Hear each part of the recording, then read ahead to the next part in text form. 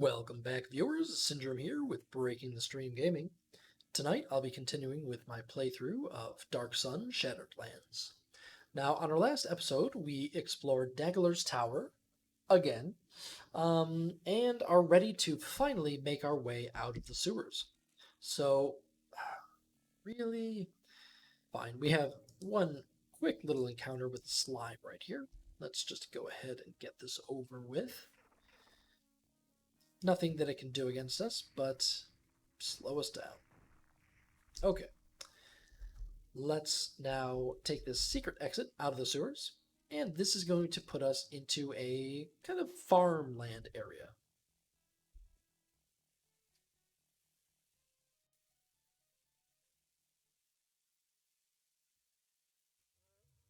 Finally, a taste of freedom. Okay, now taking a look at our map here, we're currently down in the southeastern corner.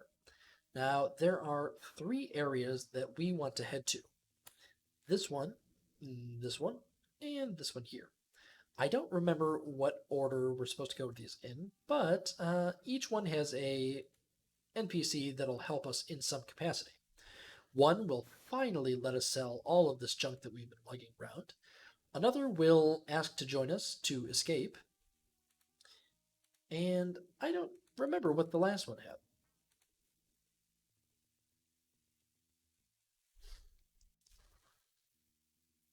All right. This is the prisoner that wants to join us, so we're going to say that we have a deal here.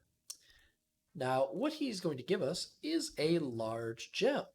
Now, gems like this are rather special. They're used for a specific purpose in this game, which is to create teleport locations throughout the world.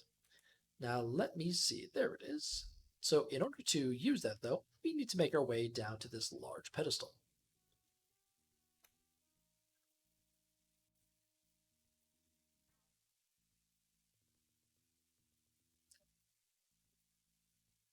Apparently, that was a very graphically intense part of the game because my computer slowed down. Okay, now that we're now that we're here, we're just going to go into our inventory, pick up the gem, and we're going to put it in this hole here. So now you can see that it's glowing. Now, in a short while, I think within this episode, we will receive a rod, which lets us summon a dragon, a constructed dragon. Actually, the same one that gives us the copyright protection questions. And he will let us teleport to any pedestals that have been activated. So now we'll be able to teleport back here in case we ever have a need to do so again. So now let's head to the second of the areas and see what's there. Let's see, this one is selling fruit, so let's say that we're going to go ahead and buy something. Actually, though, what I really want to do here is I just want to sell stuff. My inventory is so cluttered, and I just want to get rid of it. So basically everything that we have here, I'm just going to sell. Arrows, skulls, all of it.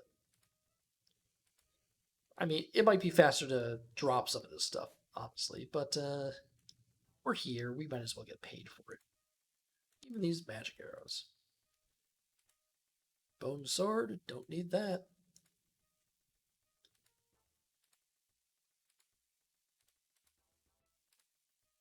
Now, I will pay attention for certain things. So, like this scroll, I'm going to keep and scribe on somebody.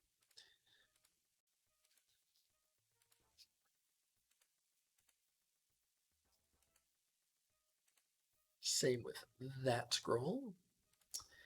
Corn is technically a potion-like item, so why don't I hang on to that for the bark skin effect? Sure. White grapes can bless. We'll keep those. Finally, going to sell those poisonous guavas. Starfruit, invisibility to undead. I'd rather just have the money and the inventory room.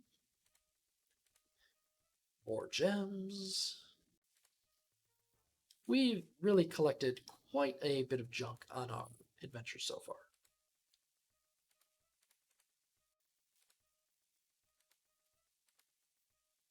Okay, I'm satisfied with that. One character down.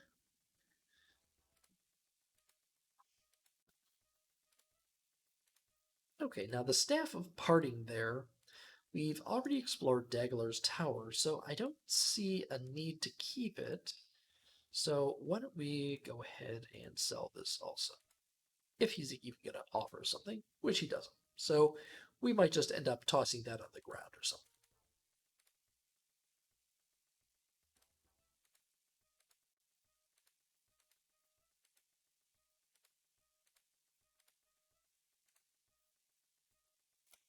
Ah, the bone crank. It served us well.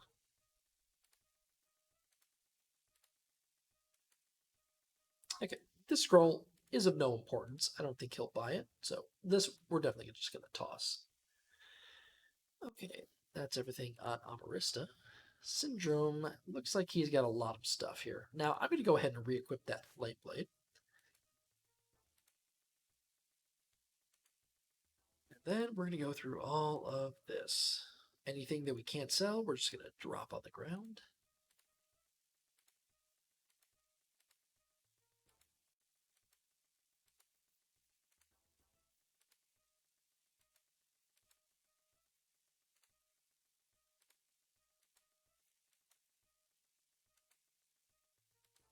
This is a nice little set of money items here.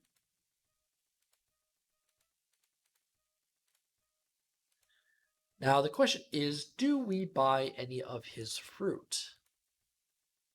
We could. I mean, pears to heal, those could be useful, but at 400, I'm assuming copper pieces each, that's it's kind of pricey for what we'd get out of it.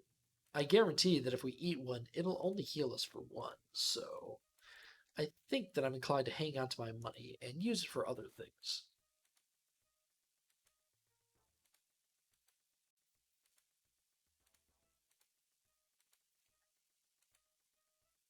Okay, here we've got some very nice items for selling. 50,000 copper, that's quite nice. Man, that a simple fruit vendor would have so much money on him is rather impressive. And that he'd want poisonous fruit. But who knows? If he's willing to buy it, I'm willing to sell it.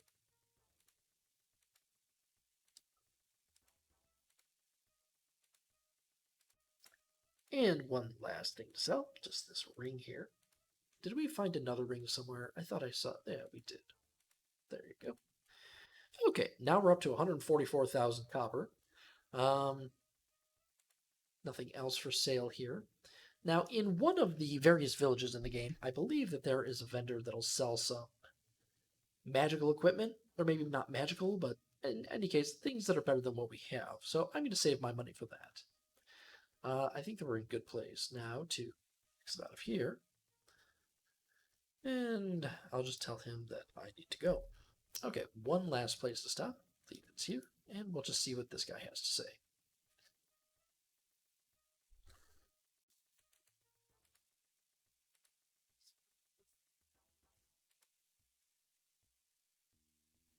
All right, he's just going to talk about the desert a little bit.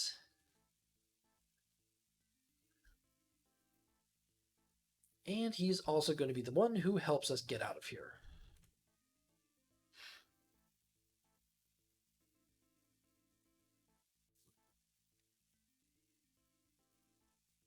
We're going to have him distract the guards. Sure, why not? We could just fight our way through, but we're not hurting for experience right now anyway. Pretty soon, actually, our gladiators are going to be at the max level for this game. So the only experience benefit we're going to get is on the multi-class characters, who still have quite a ways to go before they're capped out.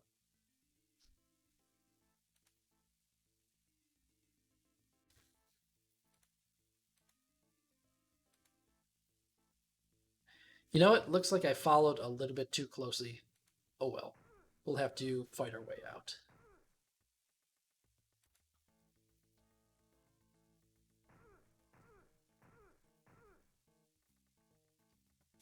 Yeah, now that we have level 6 on those gladiators, they're quite good in a fight. Well, Syndrome might not be able to make it in, but you know what he can do? He can fireball. So let's start tossing those around. Can I get them all? And not... Oh, wait. There we go. Perfect. Yeah, now that he's getting up in levels, those fireballs are turning out to be rather potent.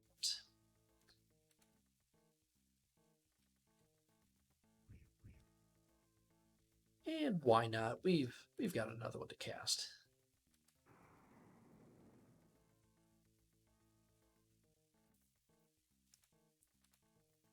And why not a third? Did we need to? No, but was it satisfying? Yes, it was.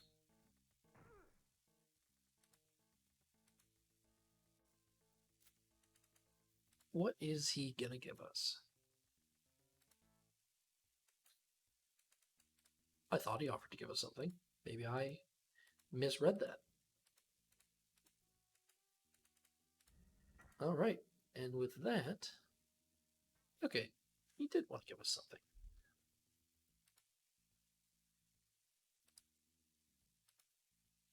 Looks like he gave us a scroll. Scroll of armor. I have no idea what kind of scroll that is, but I'll see if Syndrome can describe it. He did? Okay, sure. Let's get out of here, though. And finally, we are out into the wilds. Almost.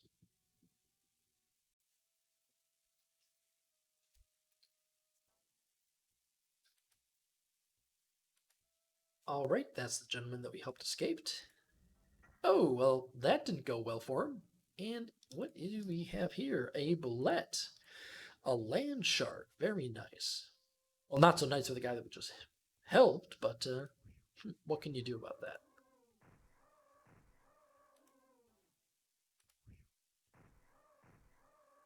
Right. Well, that's an unfortunate way to start the exit, but oh well. So here we have a scroll, which is giving us a little bit of information that Teaquetzl's armies are massing. This is the city we just escaped from. And they're massing to take out the slave villages which exist out in the wilds. So our goal from here on out is to basically unite the various slave factions against the threat of the Sorcerer King, whose armies are coming for us. Okay, so first though, let's see.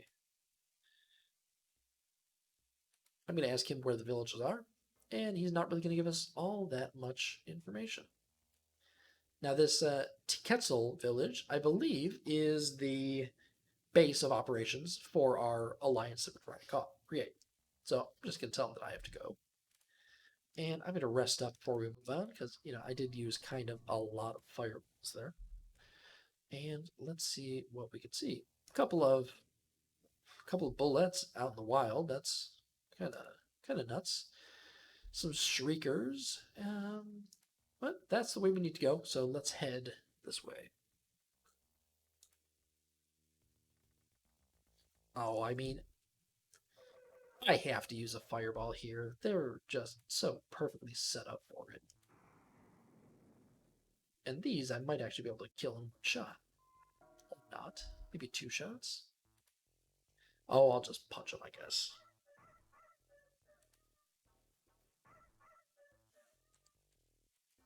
Punch him with fireballs.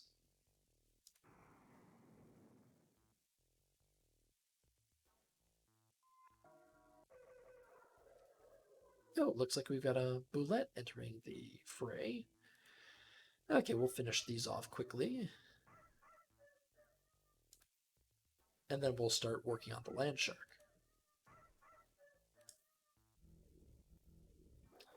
Nasty buggers, these land sharks are.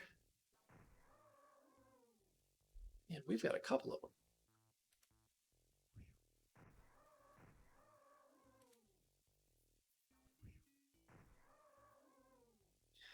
I think that it's going to be worthwhile to put up a haste spell here. Thankfully, unlike first edition, second edition haste doesn't cause the caster to age 10 years. That was a little bit of an unnecessary penalty, in my opinion, although as an elf, it doesn't really affect anyone all that much. Let's see. Let's just put her on guard.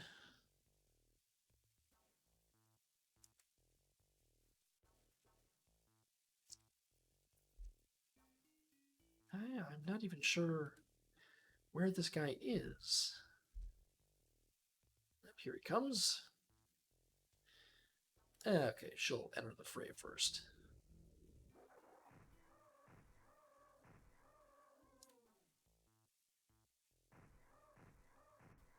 Alright, easy enough. Let's see, that clears out most of the enemies here. I do see a... Is that a Saurian, I believe they're called? Walking around. So let's go talk to them, see if there's any interesting topics here. This is Lausa. She's a female Saurian. They're hunters, and ordinarily I think they would consider us to be prey. Though, I don't believe that I have anything to say to her just yet. We do have something to do with her later once we've found her mate, or the person, the Saurian that will become her mate. I think that I was right the first time. I think that this is the entrance to the village, so let's head this way. Oh, nope, that is not the way to go at all.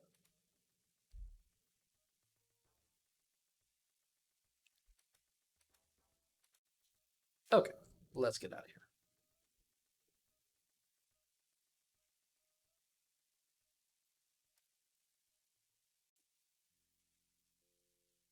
And here we are in the slave town of Teaquetzl. And as always, I'm going to say that I want to speak to their leader. On a business proposition? Sure, why not?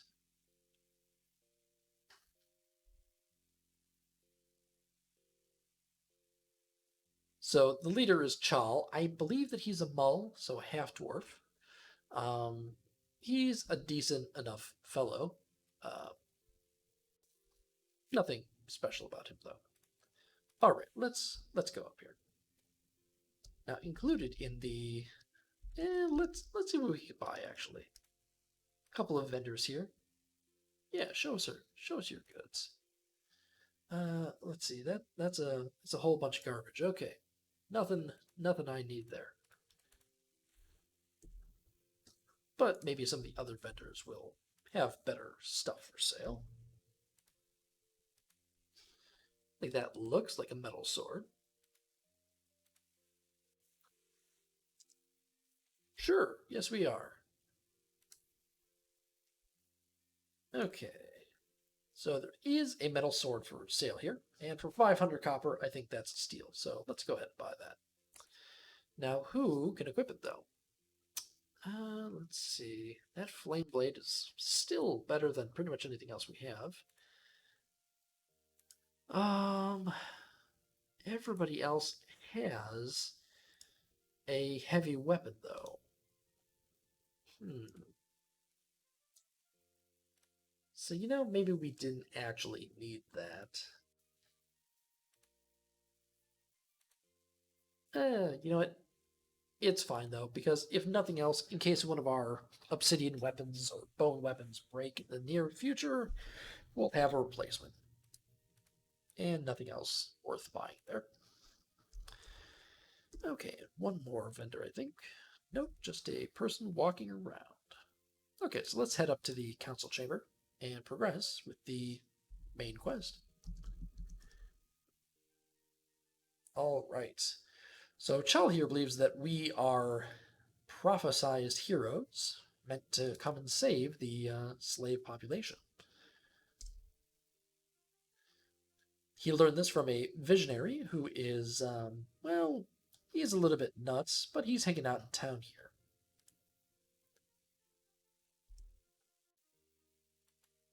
The visionary says that We're meant to save the world, yada, yada, yada. I'm going to ask who this jerkface is, and he's the chief lieutenant of the town. And he doesn't respect Charles' beliefs, but Charles could probably take him in a fight, so it doesn't matter so much. Okay, and here we get the main quest of the entire game. It's to unite the other ex-gladiator villages and convince them to join us. There are quite a few of them. I think maybe five-ish or so.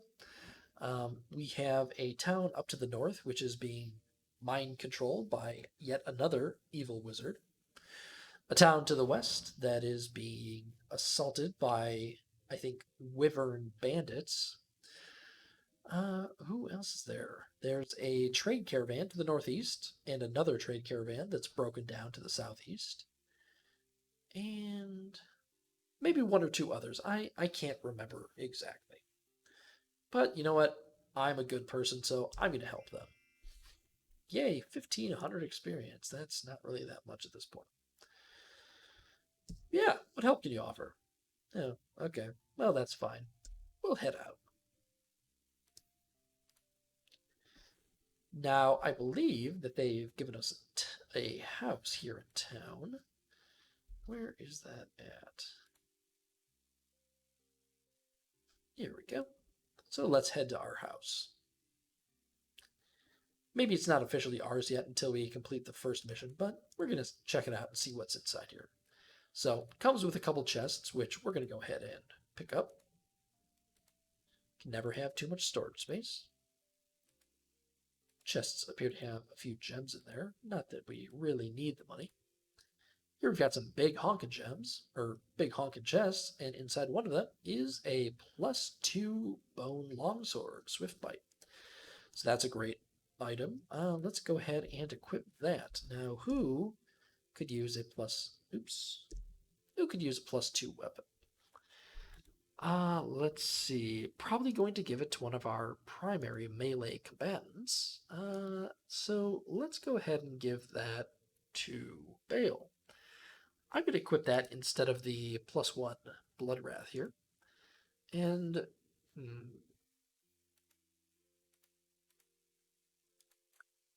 who could use a +1 sword? She definitely could. But you know what? For the time being, I think I'm going to give it to Amarista. And no, I will give it to her and let her replace that bone sword, which I'll just toss on the ground because it's garbage. Okay, that should be fine. Couple more chests to look at. Okay, nothing important though. And let's go ahead and rest up. Ooh, one last chest. But it's empty. Okay, I think that I'm going to call this one here, and I will pick up next time as I start to make alliances with the other gladiator villages. Thanks for watching. Take care.